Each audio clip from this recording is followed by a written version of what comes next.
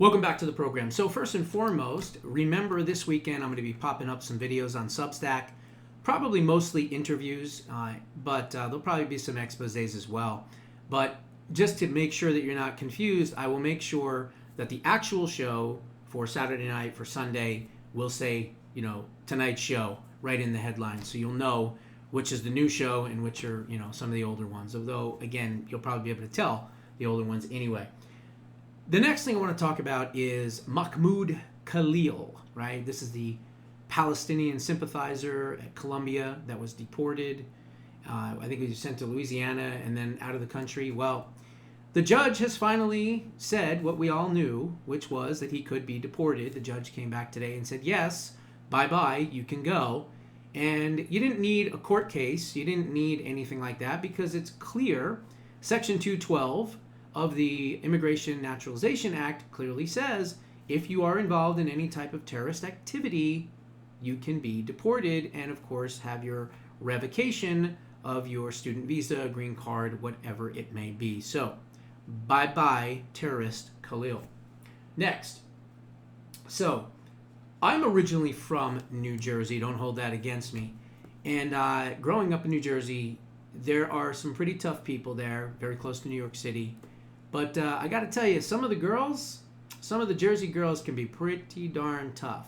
And one of those pretty darn tough Jersey girls is Alina Habba. You may remember her. President Trump's attorney was defending him in his frivolous lawsuits. Well, she is now the district attorney for the entire state of New Jersey, and she's not playing around. She's going after Phil Murphy. She's going after voter fraud in the state of New Jersey. She's going after all the criminals.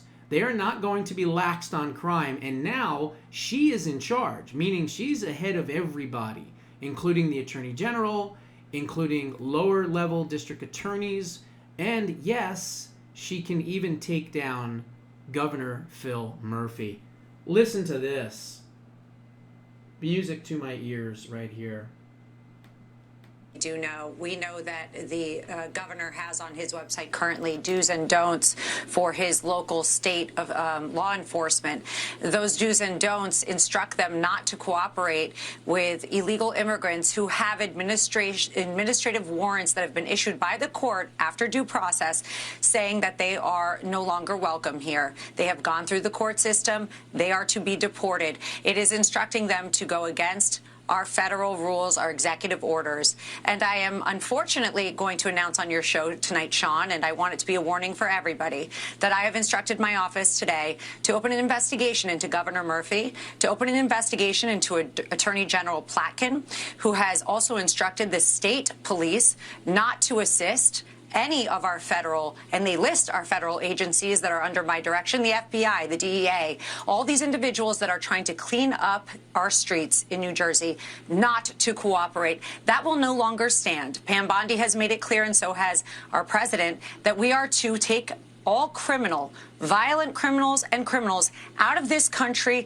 and to completely enforce federal law. And anybody who does get in that way, in the way of what we are doing, which is not political, it is simply against crime, will be charged in the state of New Jersey for obstruction, for concealment, and I will come after them hard. Those investigations will start immediately. There it is. She's not playing around. Alina Habba is not playing around. So that would be amazing if she ends up filing criminal charges against Phil Murphy. These New Jersey officials are basically telling her and anyone else, we're not going to listen to Tom Homan. We're not going to listen to ICE. We're not going to listen to the Department of Homeland Security. We're not going to listen to border security or anything like that. We're going to do what we want to do in our little sanctuary state. Not anymore. Not anymore. President Trump put her in charge of New Jersey. Now, there's an extra added bonus here. What is Scott Presler doing right now? Trying to flip New Jersey. She's going to be out there busting people for voter fraud while he's registering people and getting New Jersey red. I love it. It is a wonderful development that I couldn't wait to share with all of you. Now, next, we're going to go quick tonight. So apparently, and I can't stand this woman, you all know that, this Jasmine Crock, right? She's in hot water. Not only is she just obnoxious, let's face it, she's cruel. I mean, making fun of a governor who's in a wheelchair.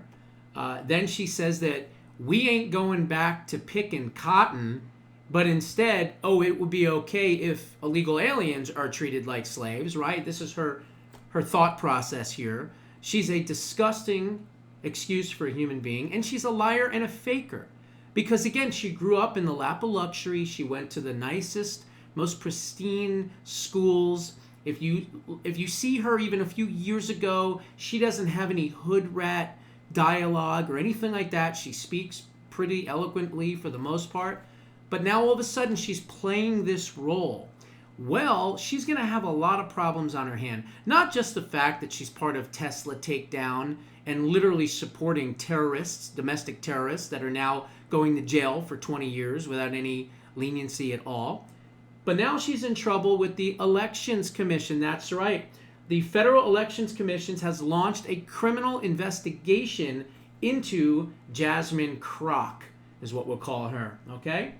And the reason is she has, again, I'll say allegedly because she hasn't been convicted yet, likely illegal donations. And guess where it all came from? Anyone want to guess? That's right. Act Blue. Act Blue is the largest money laundering operation right now in U.S. history. Many years ago, I said that about the Clinton Foundation. And guess what happened with that? It went down. They had to shut that thing down. Well, Act Blue, remember, is the equivalent to Win Red. Win Red is the RNC's fundraising arm, right, for the party? Well, Act Blue is the Democrats. So between Ken Paxton in Texas opening up an investigation, including Pam Bondi and the Department of Justice looking into Act Blue, now you have the Federal Election Commission. There's now 3 separate entities that are looking into Act Blue. And she's got an issue and she's got a problem because apparently she's getting donations in Texas for thousands and thousands of dollars that the people have no idea what I don't know what you're talking about. I never gave her 1 cent. I don't even know who she is. Okay?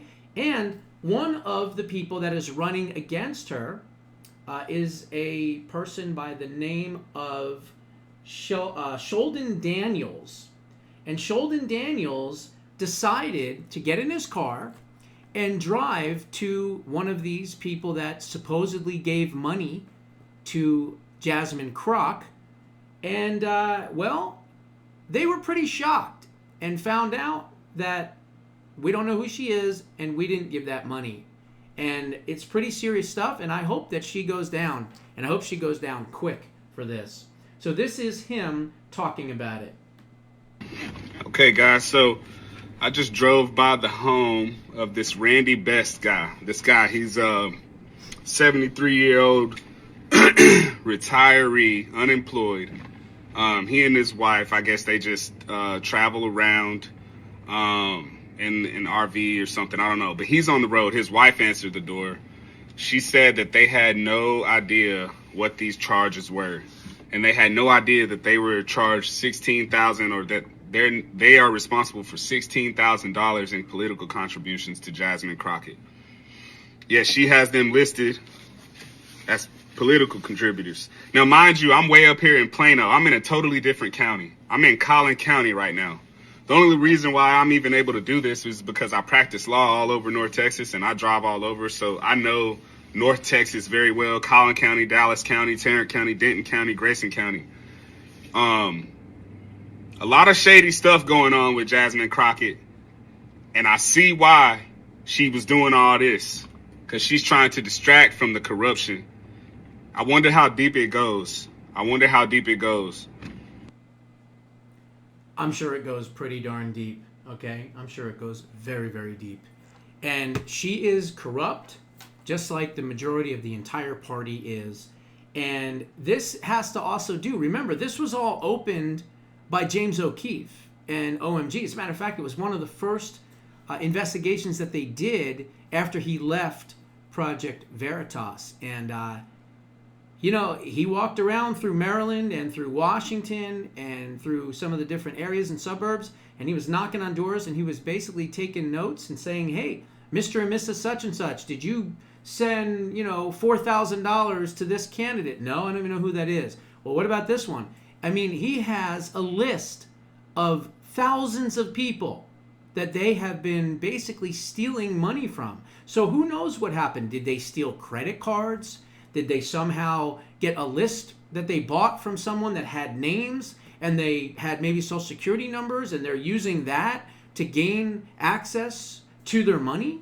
And the other thing is if this is happening, why aren't the people saying, hey, where did this charge come from Act Blue? Or are they not calling it Act Blue? Perhaps maybe it's being funneled through another, secret shell company or whatever.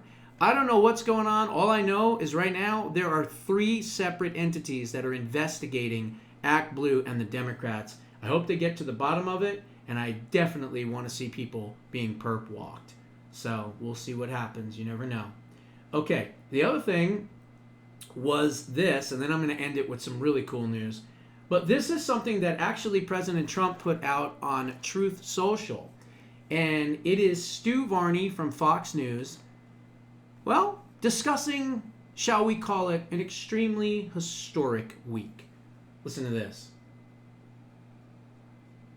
This week, President Trump dominated the world stage. He stamped his influence on markets and economies everywhere. Investors have been whipsawed. Politicians are scrambling. Any statement from the White House provoked instant global reaction. Look, I've been doing this for 50 years, and I can't remember a week quite like this one. On Monday, April the 7th, the Nasdaq fell 5.8%. That was a shock. It signaled that the long and glorious big tech rally had truly wound down. Wall Street was reacting to the president's tariffs. There was a growing sense of unease. When a fake report about a suspension of the tariffs appeared, the Dow went up 1,000 points in minutes, then immediately fell back when the report turned out to be false. That's a truly skittish market. Tuesday, no relief. The Nasdaq fell another 2%. Worried investors were badgering the Treasury Secretary. Corporate leaders were badgering Trump's chief of staff. Do something. The economy is going to tank. It was a panic environment which we had not seen in years. The bombshell arrived suddenly on Wednesday, April the 9th. Out of the blue, the president dropped all reciprocal tariffs on everyone except China. That was a stunning turnaround. Had Trump caved, blinked, retreated, or was this just part of the negotiating process? The market zoomed. It was a history-making rally that took the Nasdaq up 12%.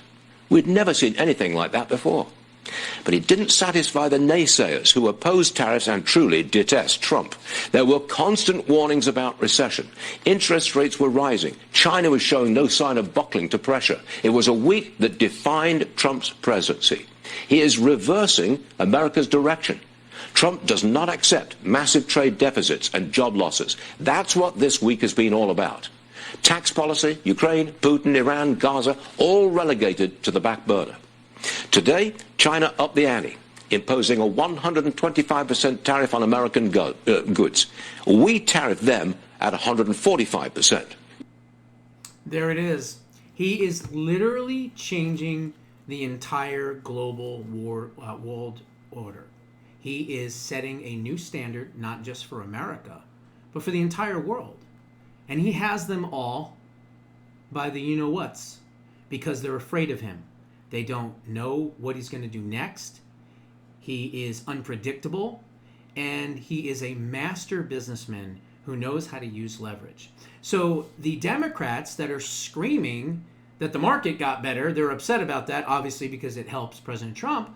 They're saying that this was some type of market manipulation or insider trading. Meanwhile, he told the entire world, not just the country, the entire world, great time to buy.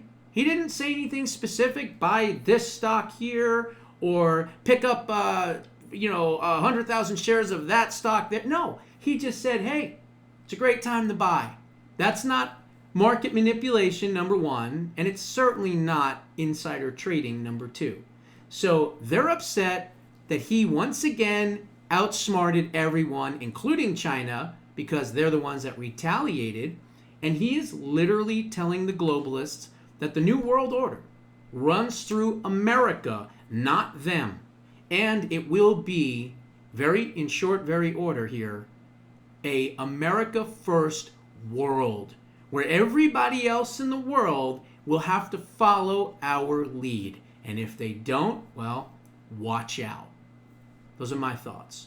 What are yours? Put them down in the comments below. We'll see you in the next one.